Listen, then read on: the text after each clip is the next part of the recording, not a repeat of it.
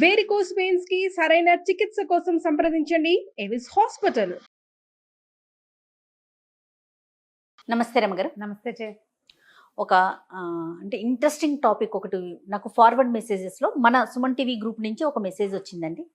Through Suman గారి ద్వారానే గ్రూప్లో ఒక మెసేజ్ పెట్టారు. నాకు వెంటనే అది చూడగానే 1-2 సార్లు చదవండి అని కూడా కింద మెసేజ్లో ఉంది. 2-3 సార్లు చదివాను. నిజమే కదా అని అనిపించింది రమ్మగారు. ఖచ్చితంగా మీతో డిస్కస్ చేయాల్సిన విషయం అది. మన ఈ జీవితానికి మనకి తోడెవరు?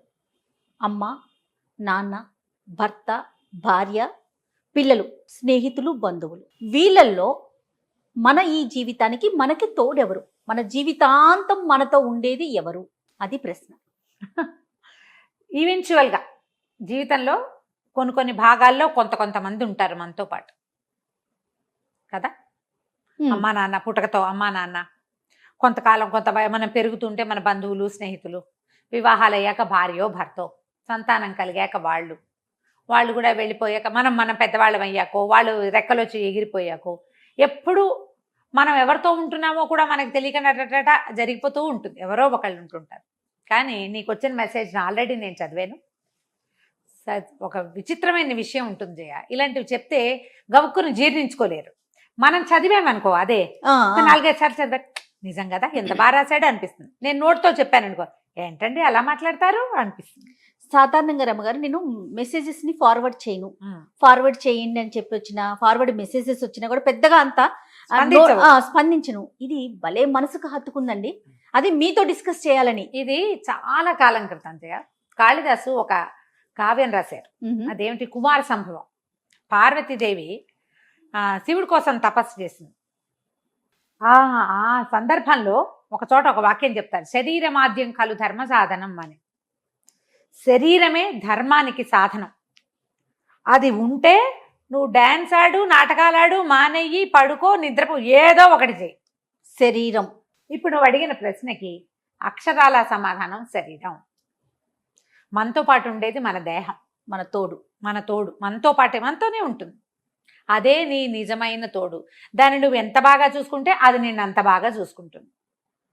ఈ నేను అనే ఒక బ్రహ్మ పదార్థం ఉందా? ప్రతివాడికి ఒక ఈగో ఉంటుంది. నేను చేశాను, నేను తిన్నాను, నేను పడుకున్నా, నేను చేశాను. దేనికోసం? నేను అనేది దేహం కోసం కదా. దేహం కోసమైనా నీకు ఇష్టమని పోసేస్తావు ఏదో ఒకటి దాంట్లోకి. నీకు అది పొట్ట ఒప్పుకోదు, అది శరీరం ఒప్పుకోవట్లా. నువ్వేం చేస్తావు? అయినా సరే చావు, నువ్వు ఇలాగే చావాలి, నాకు ఇష్టం, నేను తింటా అని పోస్తావా? పోయివు. అమ్మో డైజెస్ట్ కావట్లా, నాకు అది తింటే నాకు అరగటం లేదు, అది నాకు సూట్ కాలేదు. పల్లీలు తింటే పెదిమలు వాచిపోతాయి, మానేస్తావు. ముల్లంగి తింటే మూతి వాచిపోతుంది కొంతమందికి, అది మానేస్తారు. శనగపిండి సూట్ కాదు, గ్యాస్ ఫామ్ అవుతుంది, కడుపులో నొప్పి వస్తుంది, మానేస్తాం. ఇది నీ కోసం మానేవా, శరీరం కోసం మానేవా? ఈ నువ్వు శరీరం విడదీయరాని బంధం కదా. అదే కదా నీతో మొదటి నుంచి చివరి దాకా ఉండేది. దాన్ని నువ్వు బాగా చూసుకోవాలి. కానీ అలా చూసుకోగలుగుతుందా మా రమ్మగారు? అంటే ఆలోచన ఉంటుందా? ఉండదు. నాతో ఉండేది నా శరీరమే అనుకోం కదా. మనం అలా అనుకోకుండానే చూస్తుంటాం జయ, చూస్తుంటాం.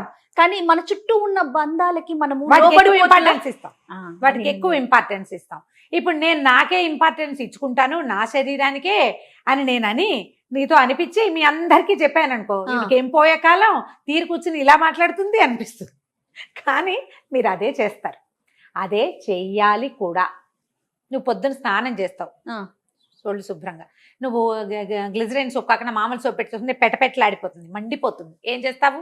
నూనె రాసుకుంటావు, లేదా క్రీమ్ రాసుకుంటావు, ఏదో ఒకటి రాస్తావా? అవును, శ్రద్ధ పెడతావు.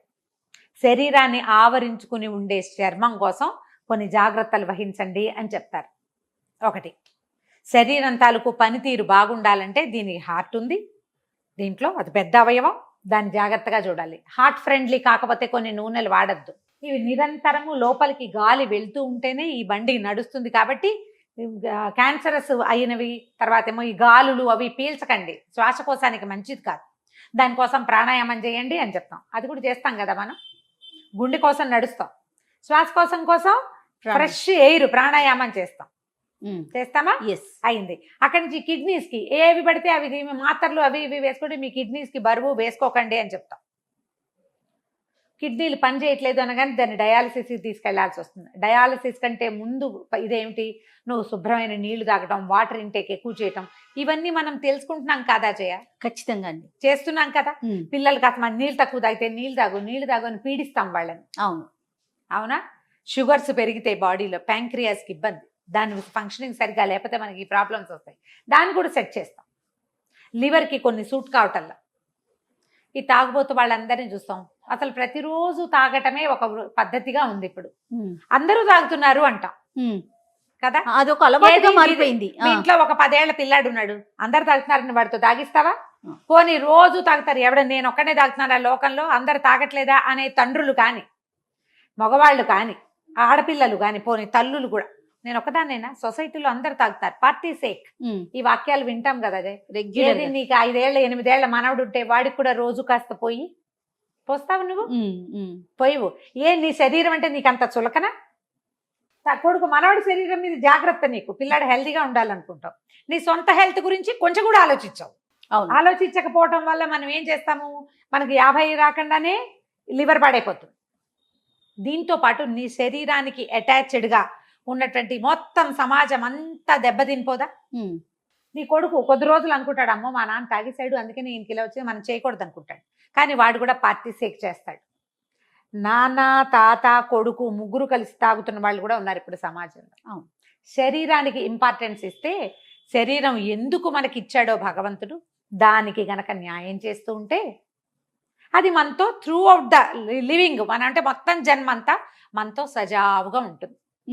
హాయిగా నీకు కావాల్సింది అంత కాకపోతే ఇంతైనా తిన్నిస్తుంది, బోల్డ్ కాకపోతే కొంచెమైనా తాగనిస్తుంది, నీ గాలి నువ్వే పీల్చుకునేలాగా చేస్తుంది. ఏదైనా నీ ముక్కుకు పెట్టి ఎవడైనా గాలి ఇచ్చే పరిస్థితి ఉండదు నీకు. జాగ్రత్త పడాలి కదా.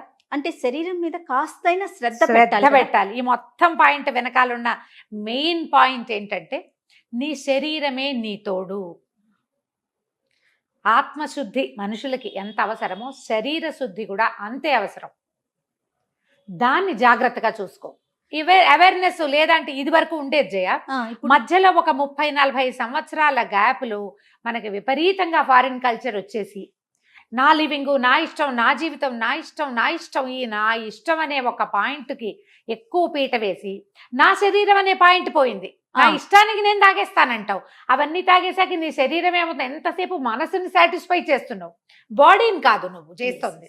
కాదు రమ్మగారు, తెల్లారు లెగిస్తే ఉరుకులు పరుగులు పెడుతున్నాం, శరీరానికి ఒకలాంటి అలసట వస్తుంది, కానీ దాన్ని కూడా మనం పక్కన పెట్టేస్తున్నాం. 4 గంటల పరుగుల మీద, లేకపోతే డబ్బు సంపాదన, ఇంకా ఇంకా రకరకాల వ్యామోహాల మీదకో, రకరకాల బంధాల చుట్టే తిరుగుతున్నాం తప్ప శరీరం ఇదే మనతో ఉంటుంది. ఇప్పుడు మీరు ఇందాక అన్నట్లుగా జీవితాంతం మనతో ఉండేది, మనం ఉన్నంత కాలం మనతో ఉండేది శరీరం ఒకటే. ఈ ఆలోచన కొంత తగ్గింది కాదు? తగ్గిందంటే చెప్తున్నా కదా జయ, సెల్ఫ్ కి పీట వేస్తారు. సెల్ఫ్ లో శరీరం లేదుగా. మరి సెల్ఫ్ లో శరీరం ఉంటే దానికి తగినంత నిద్ర, తగినంత నీళ్లు, తగినంత అన్నం, చెయ్యకూడని విశ్రాంతి, దాంతో పాటుగా నువ్వు ఏది దానికి ఇవ్వకూడదో అది ఇవ్వవు. నీ దగ్గర ఒక మోటార్ బైక్ ఉందనుకో, దాంట్లో ఏం పోస్తావు? పెట్రోలు, డీజిల్, అంతే కదా. మరి పంచదార పాకం భలే రుచిగా ఉంటుంది, పోస్తావు? ఎందుకు పోయావు? శరీరంలో లిక్కర్ మాత్రం పోస్తారు, అది పనికి రాదని తాగే ప్రతివాడికి తెలీదా జయ? అమ్మేవాడికి తెలీదా? తయారు చేసేవాడికి తెలీదా? దాన్ని మోతాదుగా తీసుకోవాలి, మందుగా తీసుకోవాల్సింది. అసలు దాని పేరే మందు, అంతే. దాని పేరే మందు. ఇది మందు తీసుకోవడం పోయి మందు కొట్టడంలోకి వచ్చింది. పెద్దవాళ్లే కాకుండా పిల్లలే కాకుండా విద్యార్థులు, పిల్లలంటే కొడుకులతో విద్యార్థులు, ఆడపిల్లలు, పార్టీ, శుక్రవారం రాత్రి పార్టీ, శనివారం రాత్రి పార్టీ పోసేస్తారు. ఓకే, చెడు అలవాట్లు నిజంగానే చెడే, అదొక్కటే కాదు కదా. ఆహారం, ఎన్ని విషయాల్లో మనం శరీరానికి అనుగుణంగా ముందుకెళ్తున్నాం. అసలు శరీరం ఒకటి ఉందనే ఆలోచన ఎక్కడుంటుంది? శ్రద్ధ ఉండదు. వేళకి స్నానం చేయటం ఉండదు, వేళకి పడుకోవటం ఉండదు, దాన్ని శుభ్రంగా తోమటం ఉండదు, దానికి ఏది సూట్ అవుతుందో అది చెయ్యటం ఉండదు. లోపలున్న ఇన్ని అవయవాలు, ఈ మెషిన్, ఇవేవి మనం చేసుకోలే. మనం ప్లాన్ చేసామా జయ? కాదు కదా. కాదు. మనం ఎక్కడ పుట్టాలో ప్లాన్ చేయాల, ఎలా పుట్టాలో ప్లాన్ చేయాల. ఒక దేహాన్ని ప్రకృతి మనకిచ్చింది. మన దేహాన్ని మనం కాపాడుకుంటే ప్రకృతిని కూడా కాపాడే ఇంటెన్షన్ ఏర్పడుతుంది మనకి. సో అప్పుడు మనం ఇంకొంతకాలం బతుకుతాం. శరీరం మీద ప్రేమ అండ్ శ్రద్ధ రెండూ చూపించాలి. ఖచ్చితంగా ఉండాలి. ఎందుకంటే నీతో చివరి దాకా ఈవెన్చువల్లీ ఉండే పీపుల్ కాకుండా అమ్మ నాన్న కొంతకాలము, పెళ్ళాం పిల్లము, భార్యాభర్తలు కొంతకాలము, పిల్లలు కొంతకాలము, స్నేహితులు, కొలీగ్స్, బంధువులు అందరూ కొంతకాలమే ఉంటారు. వాళ్ళ పాత్రను బట్టి వస్తారు, అంతే. వెళ్ళిపోతారు. సందర్భానుసారం ఉంటారు. ఎప్పుడు నీతో ఉండే దాన్ని కాపాడుకోండి. దానికోసం దాని లోపల ఉన్నటువంటి అన్ని రకాల ఎలిమెంట్స్ కి ఏం కావాల్సినవి కావాలో. అవి ఇవ్వండి. దాంతో పాటుగా ఈ శరీరాన్ని మీ యొక్క ఆత్మ ఏదైతే భరిస్తుందో ఆ ఆత్మశుద్ధికి సరైన ఆలోచన చేయండి. చిత్తశుద్ధి కావాలి కదా, Yes. ఆ చిత్తశుద్ధికి సరిగ్గా ఆలోచించండి. ఇది కరెక్ట్. ఇప్పుడు దీనికే ఇంపార్టెన్స్ ఇచ్చి మిగిలిన వదిలేయమంటల్లా. వాటన్నిటితో పాటు ఇది నాది, నేను దీన్ని కాపాడుకోవాలి అనే ధ్యాసతోటి ఉంటే అప్పుడు మనం ఇంకో కొంచెం బెటర్ లివింగ్ లో ఉంటాం. నాకు సూట్ అవుతుంది, సూట్ కాదు, ఇలా నేను చేయకూడదు, నేను బాగుంటే కదా ఇంకోటి చేస్తాను, ఇలాంటి ఊహలు చేయాలి. ఇలాంటి మెసేజ్ మీకు ఫార్వర్డ్ అయితే 100 మందికి పంపించండి. చక్కగా ఫ్రెండ్స్తో కూర్చొని డిస్కస్ చేయండి. ఈ వెధవ తాగుడు ఎందుకు, ఈ దిక్కుమాల తిండెందుకు, ఈ అడ్డమైన గడ్డి ఎందుకు తినాలి, దీని బదులు గాల్లో నడుస్తూ కబుర్లు చెప్పుకుందాం. ఎలాంటి విషయాలు మాట్లాడాలి, ఎలాంటి విషయాలు ఆలోచించాలి, అదే ఏ క్రియలు చెయ్యొచ్చు చేయకూడదు, దాని మీద డిస్కస్ చేయండి. చిన్న చిన్న గ్రూపుల్లో మంచి ఆలోచనని ముందుకు తీసుకెళ్ళండి. ఎక్సలెంట్ రమ్మ గారు. అంటే నేను ఏదైతే ఎక్స్పెక్ట్ చేశానో మీ వైపు నుంచి ఖచ్చితంగా మీతో మాట్లాడించాలని పూర్తిగా సమాధానం దొరికిందండి. నమస్తే. నమస్తే.